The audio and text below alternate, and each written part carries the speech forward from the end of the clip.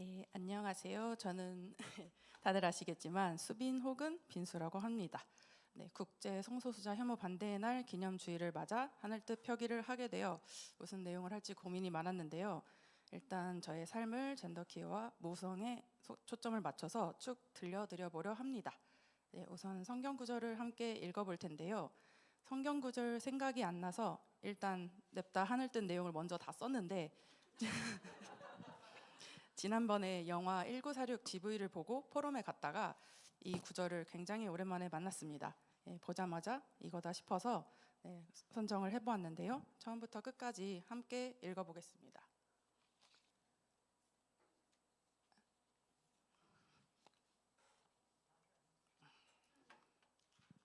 네, 읽어보겠습니다. 여러분은 모두 그 믿음으로 말미암아 그리스도 예수 안에서 하나님의 자녀들입니다. 여러분은 모두 세례를 받아 그리스도와 하나가 되고 그리스도를 옷으로 입은 사람들이기 때문입니다. 유대 사람도 그리스 사람도 없으며 종도 자유인도 없으며 남자와 여자가 없습니다.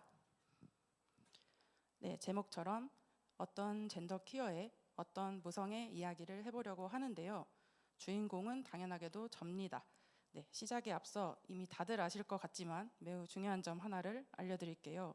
네, 오늘 할 이야기는 저의 경험이지 모든 젠더 퀴어나 모성애자를 대변하지 않습니다. 저는 모든 사람의 경험은 개별적이며 그 집단을 대변할 수 없다고 생각합니다. 물론 평균이나 경향성은 있을 수 있겠습니다만 그렇다고 해서 내 눈앞에 있는 사람을 그 평균이나 경향성으로 볼 필요는 전혀 없겠지요. 그런데 사람들은 자주 그 사실을 잊는 것 같습니다. 제 어린 시절 저는 그러한 환경에서 자랐는데요. 보면은 제가 이제 살았던 시골 마을이고요. 접니다. 그래서 상당히 폐쇄적이고 또 보수적이기도 하고 어떤 면에서는 폭력성이 좀 짙은 곳이었습니다. 그곳에서 저는 타지에서 온 젊은 부부가 낳은 조용하고 책을 좋아하는 아이였습니다. 여기서부터 세상과 저의 불화가 시작됩니다. 동네 사람들은 저를 여자아이로 대했고 저는 제가 여자아이라는 사실이 불편했습니다. 여자아이라고 불리는 게 불편했던 건 아니었고 사람들이 제게 여자아이로서 기대하는 것들이 불편했습니다. 여자인 친구들과 더 친하게 지내야 하고 얌전하고 애교가 많아야 했으며 인형놀이를 좋아해야 하고 발표할 때는 화장도 하고 치마도 입어야 했지요. 사실 인형놀이는 그렇게 싫어하지 않았는데요. 문제는 인형만 사주고 레고나 자동차는 남동생만 사준다는 점이었습니다. 그래도 어릴 때는 그럭저럭 저의 성별에 별 의문을 가지지 않고 살았던 것 같아요. 그러다 중학생이 되고 시골보다는 한참 큰 도시인 군산시로 이사를 가게 되면서 저에게 큰 변화가 찾아옵니다. 신체적으로는 가슴이 커지고 생리를 시작했다는 점이죠. 기분이 묘했는데 그건 다른 여자인 친구들 중에서도 이 사실을 어려워하는 이들이 있다길래 원래 다 그런가 보다 하고 대충 넘어갔습니다. 정신적으로는 진짜 나와 가짜 나 사이에 괴리감이 커졌죠. 그때 당시 저는 저라는 사람이 표출되는 방식은 무조건 하나여야 하고 겉과 속이 무조건 일치해야만 한다고 생각했습니다. 그러나 그건 정말 말도 안 되는 일이었죠. 그런 혼란 속에서 저는 고등학생이 되었고 여고에 진학하게 됐습니다. 여고에 와서 처음 한 생각은 반드시 바지를 입고 최대한 머리를 짧게 해야겠다는 것이었습니다. 그때 정확한 이유는 몰랐고요. 그냥 그래야만 할 것 같았습니다. 그때쯤 트랜스젠더라는 말에 대해 깊게 고민해 본 것 같아요. 트위터를 통해 처음 접하게 되었죠.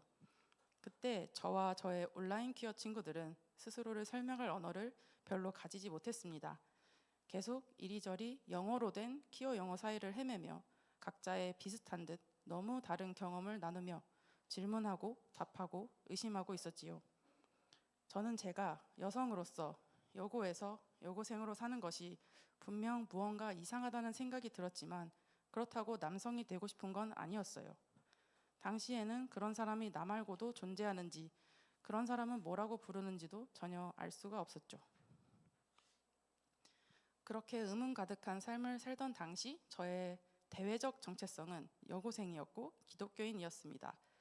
저는 짧은 머리에 바지 교복을 입은 남자인지 여자인지 모를 스타일을 하고 다니는 학생들에게 매력을 느꼈고 저도 그렇게 하고 싶었습니다. 염색도 하고 타투도 하고 굉장히 쿨하게 행동하고 싶었죠. 그리고 기독교인으로서는 모두를 사랑하며 모두에게 사랑받고 지내고 싶었습니다.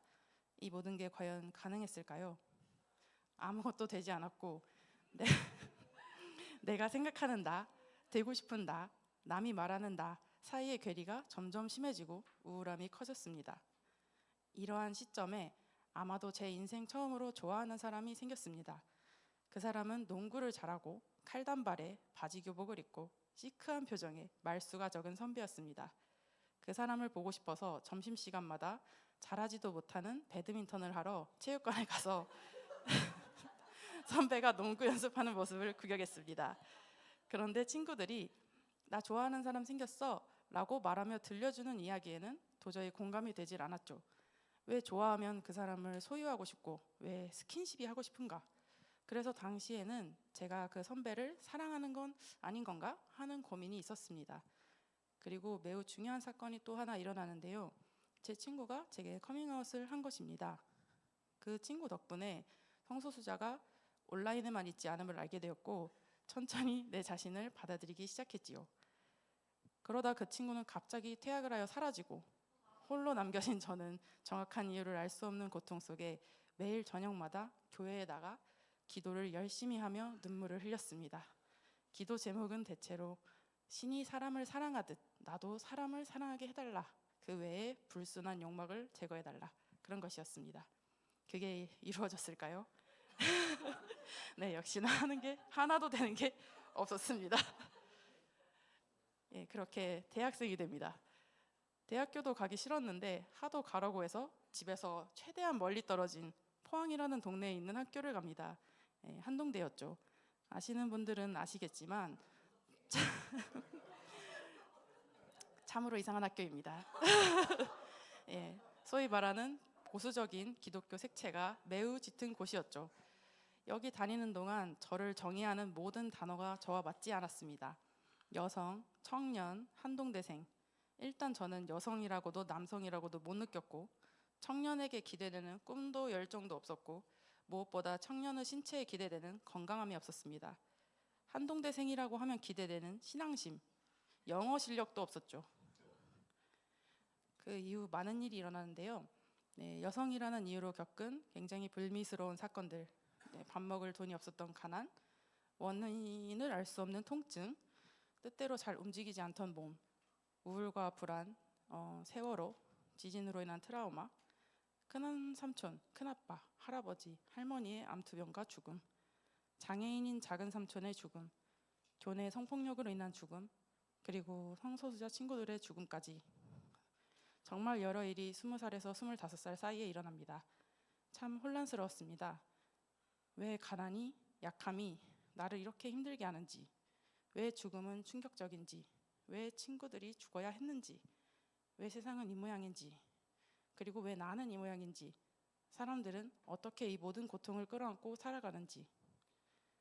지금 와서 보면 뭐 그리 모든 걸 어렵게 생각했을까 싶기도 하지만 당시에는 모든 일이 너무 고통스럽게 느껴졌습니다.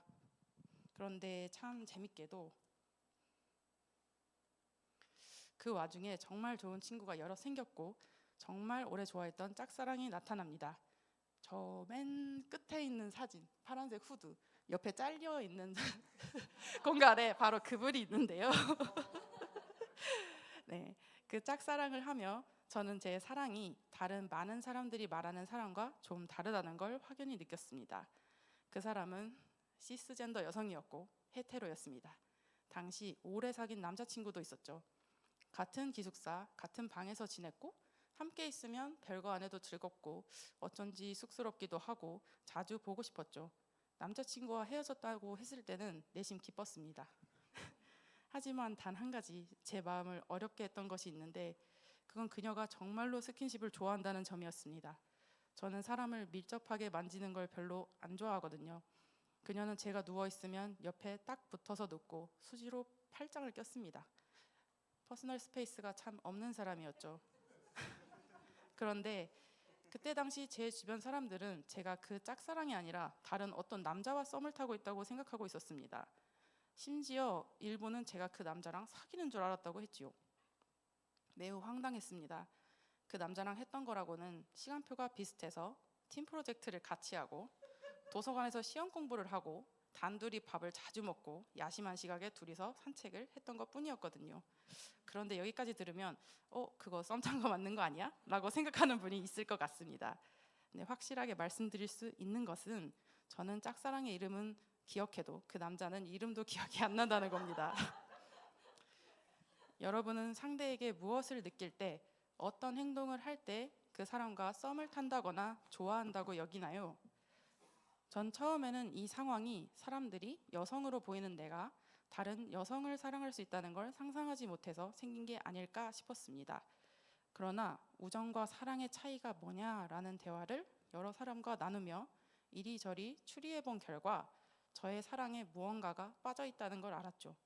그건 상대방을 향한 성적인 끌림이었습니다. 그게 없으면 애인이라고 부르지 않는다는 충격적인 사실 앞에 나는 평생 연애는 못 해보겠다라는 어떤 확신마저 들었어요. 그때쯤 무성애자, 에이섹슈얼이라는 단어를 처음 접했습니다. 이거다 싶었지요. 그렇다면 이제 이 질문을 한번 해봐야 할 것 같아요. 무성애란 무엇일까요? 전에는 이런 게 무성애다라는 강한 확신이 있었는데요. 갈수록 어떤 단어의 정의를 이렇다 저렇다라고 말하는 게 어렵게 느껴집니다. 지금의 제가 스스로 무성애, 유성애 스펙트럼을 정의하는 표현은 성적 끌림을 누군가에게 느끼는 빈도에 따른 구분 정도입니다. 아예 안 느낌부터 느낄 때도 있고 아닐 때도 있음, 그리고 많이 느낌 사이에 무수한 상태가 존재하겠죠.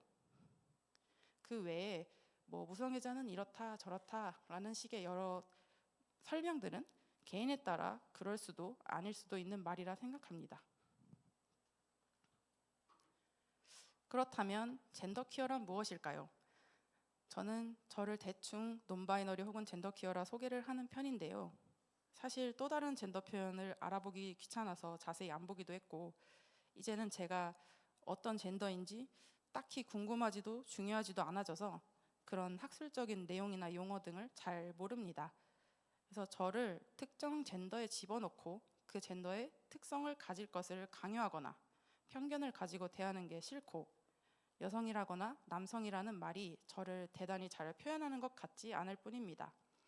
현재 젠더의 다수를 이루는 여성 혹은 남성이라는 두 집단에 모두 속하지 않는다는 의미에서 그 둘 다 아닌 논바이너리다 라고 말하거나, 혹은 이것저것 찾아보기 귀찮은데 일단 내 젠더가 여성은 아니다 라는 표현으로 젠더퀴어라는 단어를 택하는 편입니다.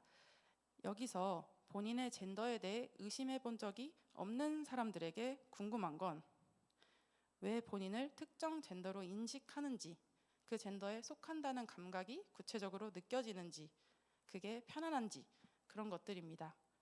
그걸 이해할 수 있다면 저도 젠더라는 것에 대해 좀 더 설명할 말을 가질 수 있을까요? 질문만 던진 것 같지만 이제 마무리를 하려 하는데요. 앞서 읽은 본문에서 바울은 이렇게 말을 하지요. 유대 사람도 그리스 사람도 없으며 종도 자유인도 없으며 남자와 여자가 없습니다. 바울이 언급한 구분들은 당시 시대에서 가장 강력하게 편견과 혐오의 언어를 생산하던 대표적인 구분이었을 것입니다. 그건 지금도 크게 다르지 않은 것 같습니다. 국가나 계급, 성별 등등 이런 구분은 시대에 따라 계속 조금씩 변화하며 없어지지 않고 각 집단에 속한 사람이 다른 집단에 속한 사람을 차별할 가장 기초적인 근거가 되었습니다. 제 삶에 닥친 많은 고통의 주요 원인은 바로 그 구분짓기와 구분이 만들어낸 구조에 있다고 생각합니다. 가난한 자와 부자, 아픈 사람과 아프지 않은 사람, 장애인과 비장애인, 여성과 남성 등 어떤 집단에 속하면 사는 게 조금 어려워지는 것 같더라고요. 그 집단에 속한 사람들은 어떠한 특성이 있고, 그러니까 이러한 일에서 배제되는 것이 당연한 세상이 제게는 이상했습니다. 몸이 약하거나 정신병이 있으면 정상인에 비해 생산성이 떨어지니 취업에 불리한 것 같은 거요. 정말로 그럴까요? 그렇다고 한들 그게 그 사람이 일할 기회를 박탈할 근거가 될 수 있을까요? 제가 성경에서 본 하나님 나라의 규칙에 의하면 그렇진 않습니다. 그렇다면 집단이라는 개념을 없애는 게 가능할까요? 저는 그렇게 생각하지 않습니다.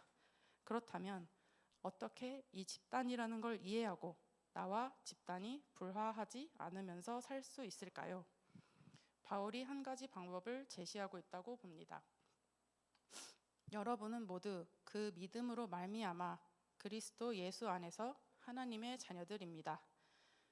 이 말은 각 사람의 개성을 없애고 오로지 하나님의 자녀라는 정체성만 남기겠다는 의미는 아니라고 생각합니다. 사람이 지은 수많은 경계를 넘어선 개념의 새로운 집단을 제시하고 새로운 집단의 새로운 규칙을 제시하는 것이지요. 사람이 지은 경계와 구분을 지우고 사랑의 눈으로 이웃을 바라보기.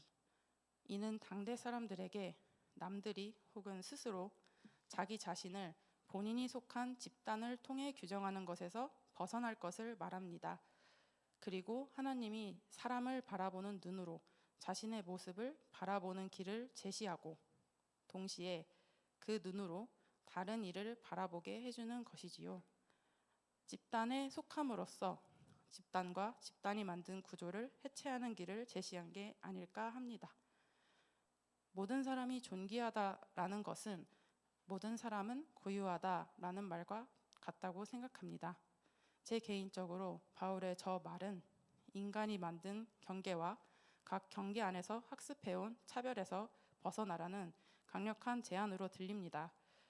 어떤 집단에 내가 속해 있다는 당연한 인식, 그 집단의 특성을 내가 가지고 있을 거라는 어떤 믿음에 대한 불편한 감각을 확장하여 모든 사람이 집단이 아닌 개인으로 여성도 청년도 그리고 언젠가는 성소수자도 아닌 그냥 수빈으로 살아가는 세상을 만들어가면 좋겠습니다.